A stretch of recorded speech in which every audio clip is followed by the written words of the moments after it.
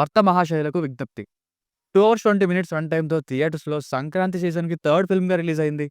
ఇక 'రవితేజ' గారి నుండి వచ్చిన లాస్ట్ ఫిల్మ్స్‌లో ఒక్క 'రాజా ది గ్రేట్', 'క్రాక్' ఇంకా సెకండ్ హీరోగా చేసిన 'వాల్తేరు వీరయ్య' ఈ మూవీస్ పక్కన పెడితే ఇక 'eagle', 'Amar Akbar Anthony', 'mister Bachchan', 'tiger Nageswararao', 'Nela ticket', 'touch చేసి చూడు', 'రావణాసుర', ఎలా 100 కోట్లు వచ్చాయో తెలియని 'Dhamaka', 'Ramarao on duty', 'Khiladi', 'disco Raja', 'mass Jathara' ఇలా ఒక్కొక్కటి ఒక్కొక్క ఆణిముత్యం. ఇక సరే జానర్ చేంజ్ చేసుకొని, ఇంతకుముందు 'నేను శైలజ', 'ఉన్నది ఒకటే జిందగీ', 'చిత్రలహరి', 'రెడ్', 'ఆడవాళ్ళు మీకు జోహార్లు' ఈ మూవీస్‌ని డైరెక్ట్ చేసిన కిషోర్ తిరుమల గారితో కలిసి ఇప్పుడు ఈ 'భర్త మహాశైలకు విజ్ఞప్తి' అనే సినిమాని తీశా. సో, కొన్ని హోప్స్ ఉన్నాయి. ఎంతో కొంత బావుంటుందేమో అని, మినిమమ్ అయినా ఉంటుందేమో అని. ఇక సినిమా చూసాక నాకైతే సింపుల్‌గా చెప్తే ఫస్ట్ హాఫ్ చాలా బావుంది నాకైతే. 'అనార్కలి', 'స్పెయిన్' అంటూ కొత్తగా మంచి సెటప్‌తోనే మొదలై, కామెడీతో అలా ఇంటర్వల్ వరకు వెళ్ళిపోయింది. మధ్యలో ఒక సాంగ్ అది అన్నెసెసరీగా వచ్చిందిలెండి. ఇక ఇంటర్వల్‌కి మ్యాక్స్ అంతా అయిపోయింది. ఇక సాగదీస్తారేమో అనుకున్నా, ఎగ్జాక్ట్‌గా సెకండ్ హాఫ్‌లో అదే జరిగింది. ఇదే స్టోరీ ఉన్న ఆ పాత సినిమాల్లో ఉన్నట్టే భార్యకి దొరకకుండా తప్పించుకునే మేనేజ్ చేసే ఆ సీన్స్‌తోనే రన్ చేశారు. కానీ అవి కూడా తక్కువే. సరిగ్గా వర్కౌట్ అవ్వలేదు కూడా అవి. ఇంకా ఇక్కడ 'పుష్ప' క్లైమాక్స్‌లోనే తీసుకొచ్చి అతనికి దొరకకుండా తప్పించుకునేలా పెట్టారు. రైటింగ్స్ షార్ట్ అయిపోయాయి సెకండ్ హాఫ్‌లో. అసలు ఫీల్ గుడ్ ఎంటర్‌టైనర్‌లా తీయాల్సిన సినిమాలో ఫీల్ లేకుండా అయిపోయింది. క్లైమాక్స్ కంక్లూజన్‌కి అసల అప్రోచ్‌కి ఒక దండమండి బాబు. అసలు 'భర్త మహాశైలకు విజ్ఞప్తి' అనే టైటిల్ ఎందుకు పెట్టారో వాళ్ళకే తెలియాలి. అంతలా భర్తలు కనెక్ట్ అయిపోయేంత ఏముందో ఇందులో నాకు అర్థం కాలేదు సెకండ్ హాఫ్‌లో మెయిన్‌గా.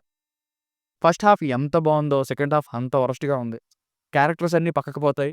కామెడీ అస్సలు వర్కౌట్ అవ్వలేదు సెకండ్ హాఫ్‌లో. ఫస్ట్ హాఫ్‌లో బావుంది. క్లైమాక్స్ ఎండింగ్ అయితే అసలు ఇలా తేల్చేసేదానికి అలా అంత చెయ్యాలా? అంతసేపు సినిమా తీయాలా? అసలు ఆ ఇద్దరు అమ్మాయిలున్న సీరియస్ క్యారెక్టర్స్ ఏంటి? క్లైమాక్స్‌లో ఆ కంక్లూజన్ ఏంటి అనేలా ఫీల్ కలిగింది.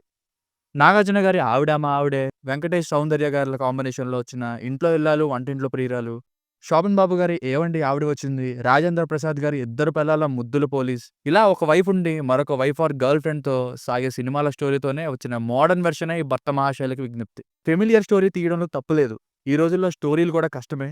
కానీ ఎంగేజింగ్‌గా తీస్తే స్టోరీతో సంబంధం లేకుండా ఓకే. చూడొచ్చులే మూవీ అనే సాటిస్ఫాక్షన్ ఇస్తుంది. కానీ ఇక్కడ ఈ ముందు చెప్పిన ఇదే స్టోరీ లైన్‌తో ఉన్న ఆ సినిమాల్లో ఉన్న స్టఫ్ ఇంటర్వల్‌కే అయిపోతుంది. ఇక యాజ్ యూజువల్‌గా సెకండ్ హాఫ్ లాజిక్స్ అస్సలు మినిమమ్ కూడా లేకుండా క్లియర్‌గా సెట్ చేస్తారు.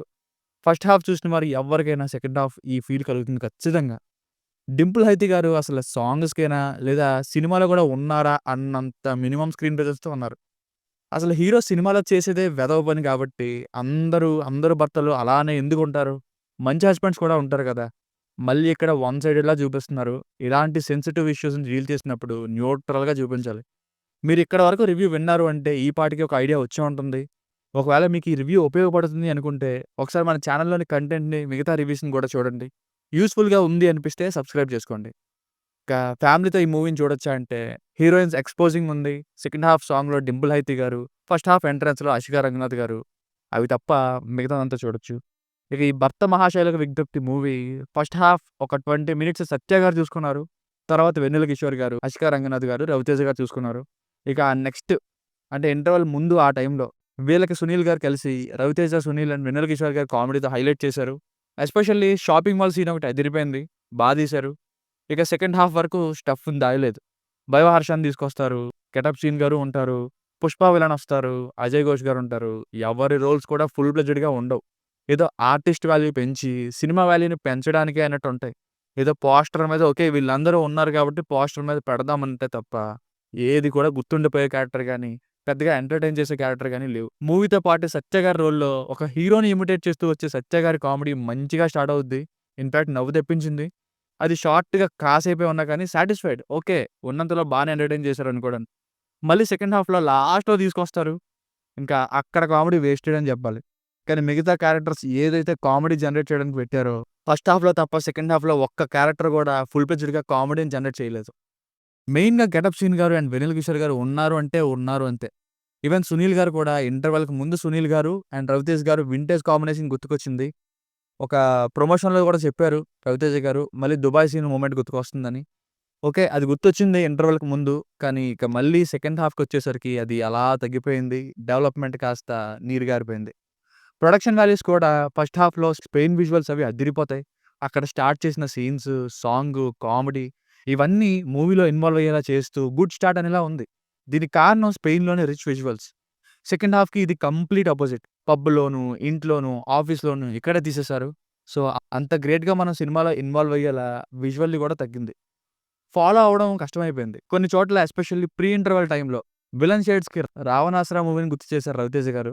అక్కడెందుకు మరి సీరియస్‌గా చూపిస్తున్నారో నాకైతే అర్థం కాలేదు. ఆ కామెడీ టైమ్‌లో.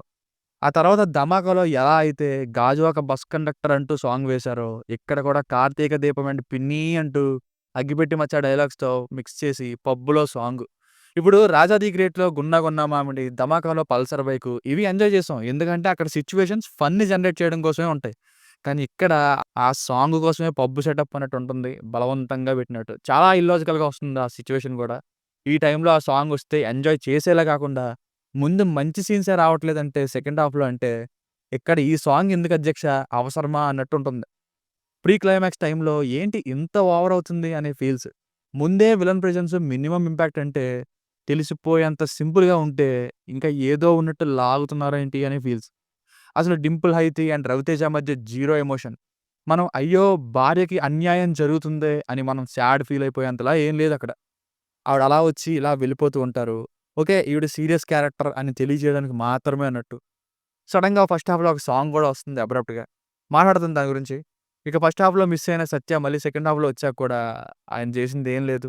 డబ్బింగ్, లిప్ సింక్ ఇష్యూస్ ఉన్నాయి. రవితేజ గారితో పాటు ఇంకొక రవితేజ అతనితో మాట్లాడుతున్నట్టు. అంటే అది ఏం చెప్దాం అనుకున్నారంటే మనలోని ఇంకొకడు ఉంటాడు అని. సో, ఆ క్యారెక్టర్ వచ్చి రవితేజ గారితో పాటు మాట్లాడుతున్నప్పుడు ఆ క్యారెక్టర్‌కి లిప్ సింక్ ఇష్యూస్ ఉన్నాయి. డైలాగ్స్ కొన్ని బాగున్నాయి. కామెడీ టైమింగ్‌ని కూడా సెట్ చేశారు. మరికొన్ని డైలాగ్స్ చెప్పాను కదా!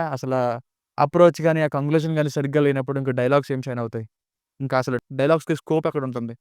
మ్యూజిక్ డైరెక్టర్ భీమ్స్ శ్రీలు గారు ఈ మధ్య బీజీఎం సిట్యుయేషన్‌కి తగ్గట్టుగా బానే ఏస్తున్నారు. ఇందులో కూడా చాలా చోట్ల బీజీఎం వర్కౌట్ అయింది. సీన్‌కి తగ్గట్టుగానే ఎన్హాన్స్ చేసింది. అండ్ సెకండ్ హాఫ్‌లో ఆయనకి పాపం స్కోప్ లేకుండా పోయింది. సాంగ్స్ విషయానికొస్తే సాంగ్స్ ఫస్ట్ 2 వినడానికి బాగున్నాయి కానీ, first song 'bella bella' song picturisation కూడా బాగుంది. అదిరిపోయింది. కానీ 'మిస్ యూ బాలా' అంటూ వచ్చే సాంగ్ ఎందుకు? ఏదో సింపుల్‌గా 'డింపుల్ హైతి' గారికి ఒక సాంగ్ పెట్టాలి అన్నట్టొచ్చింది. ఆమెకి ఫస్ట్ హాఫ్‌లో రోల్ తగ్గిపోతుంది. ఫస్ట్ హాఫ్‌లో 'డింపుల్ హైతి' గారికి పెద్ద రోల్ ఏం లేదు. అసలు సినిమాలో క్లైమాక్స్‌లో తప్ప 'డింపుల్ హైతి' కంటే 'అసికా రంగనాథన్' గారే ఎక్కువ షైన్ అవుతారు పర్ఫార్మన్స్ వైస్ కూడా. మెయిన్ ఇంటర్వల్ తర్వాత వచ్చేది నాన్ సింక్‌లో ఇద్దరు హీరోయిన్స్‌తో సాంగ్ అనే అనిపించింది. అసలు ఆ పాటేంటండి వినడానికే చాలా దరిద్రంగా ఉంది.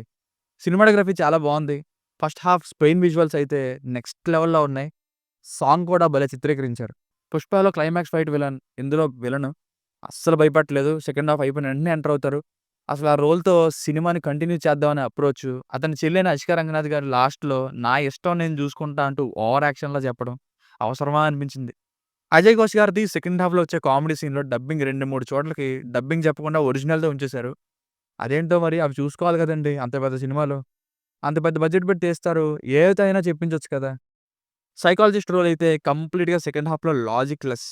ఫస్ట్ హాఫ్‌లోనే సరే ఏదో ఒక సిట్యుయేషన్ పెట్టి ఒక థర్డ్ పర్సన్‌ని తీసుకురావాలి కాబట్టి ఒపీనియన్ కోసం తీసుకొచ్చారు అనుకోవడానికి. మళ్ళీ సెకండ్ హాఫ్‌లో ఆ క్యారెక్టర్‌ని కంటిన్యూ చేస్తారు. ఇక ముందు చెప్పినట్టు వెన్నెల కిషోర్ గారు, సునీల్ గారు, ఆ విలన్ వీళ్ళందరూ ఎటు పోయారో క్లైమాక్స్‌కి సినిమాలో. సో, ఫైనల్‌గా మూవీకి వర్డిక్ట్ ఏంటంటే తీసుకున్నది కంప్లీట్‌గా రిఫ్రెషింగ్ స్టోరీ ఏం గాదు. కానీ ఫస్ట్ హాఫ్ మాక్సిమం ఎంటర్‌టైన్ చేస్తూ ఎంగేజింగ్‌గానే వెళ్ళింది. సెకండ్ హాఫ్ ఇలా ఉన్నా చాలు 'రవితేజ' గారికి హిట్ పడినట్టే అనుకున్నాను. కానీ సెకండ్ హాఫ్ ఫస్ట్ హాఫ్‌కి క్వైట్ అపోజిట్. ఎలా ముందుకు తీసుకెళ్లాలో తెలియక ఏదో ఒకటి చేసి ముందుకు తీసుకెళ్తున్నట్టే ఉంటుంది. ప్రొసీడింగ్స్ నుండి కంక్లూజన్ వరకు సెకండ్ హాఫ్‌లో ఒక్క సీన్ కూడా వర్కౌట్ అవ్వలేదు నాకైతే.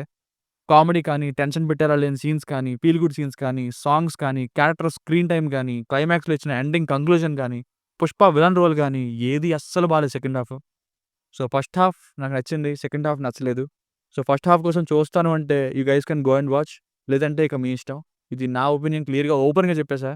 Good first half, very bad second half. దీనికి రేటింగ్ వచ్చేసి ఇది నా ఒపీనియన్ 2.55.